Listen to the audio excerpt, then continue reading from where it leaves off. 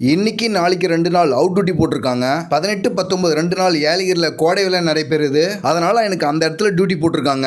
காலையிலே 6 மணிக்கு நாட்றம்பள்ளி ஃபயர் ஸ்டேஷனில் போய் ரிப்போர்ட் பண்ணணும்னு சொல்லிட்டாங்க. நான் 6 மணிக்கெல்லாம் ரிப்போர்ட் பண்ணேன்னா இங்கிருந்து ஒரு 5 மணிக்கெல்லாம் கிளம்புனா தான் கரெக்டான டைம்ல ரிப்போர்ட் பண்ண முடியும். நான் காலையிலே 4 மணிக்கு எழுந்து குளிச்சு ரெடி ஆகிட்டு யூனிஃபார்ம்ல ப்ராப்பராக போட்டுன்னு ஷூக்கு கொஞ்சம் மெருகேத்தின்னு வீட்டிலேருந்து வண்டி எடுத்துன்னு கிளம்பிட்டேன். Alangai to Vaniyambadi, Vaniyambadi to Natrampalli.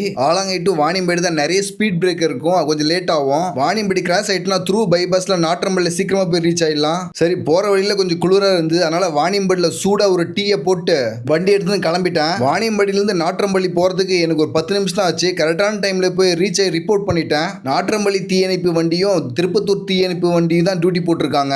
எனக்கு நாட்றம்பள்ளி வண்டியில் தான் டியூட்டி இருக்கு. அதனால என் வண்டியை நாட்றம்பள்ளி ஃபயர் ஸ்டேஷன்லேயே பார்க் பண்ணிட்டு ஃபயர் வண்டியில் நான் கிளம்பிட்டேன். 2 வண்டியுமே அந்த மேடை சாதாரணமாக ஏறி மேலே வந்துடுச்சு. எனக்கு வந்து போட் ஹவுஸ் தான் டியூட்டி போட்டு வச்சிருக்காங்க. எங்க டிபார்ட்மெண்ட்ல ஒரு போர்ட்டபிள் போட் இருக்கு. அது தனித்தனி பார்ட்ஸா இருக்கும். நம்ம எங்கேயாவது எடுத்து போய் அசம்பிள் பண்ணிக்கலாம். நம்ம அந்த போட்டுடைய பார்ட்ஸ் எல்லாம் ஃபிட் பண்ணி ஒன்ஸ் காத்து அடிச்சிட்டோம்னா அந்த போட்டை தூக்குறதுக்கே குறைஞ்சபட்சம் ஒரு 10 பேர் தான் தேவைப்படும். ஏன்னா அந்த அளவுக்கு வெயிட்டா இருக்கும். எல்லாருக்கும் முடிச்சுட்டு பிரேக்ஃபாஸ்ட் கொடுத்தாங்க. பிரேக்ஃபாஸ்ட் சாப்பிட்டு ஸ்டேஜ் கிட்ட போயிருந்தோம். ஸ்டேஜ் கிட்ட பெரிய பெரிய விஐபிங்கெல்லாம் வந்துட்டு இருந்தாங்க. அவங்களுக்காக ஸ்கூல் பசங்களா தனித்தனி திறமையை காமிச்சிட்டு இருந்தாங்க.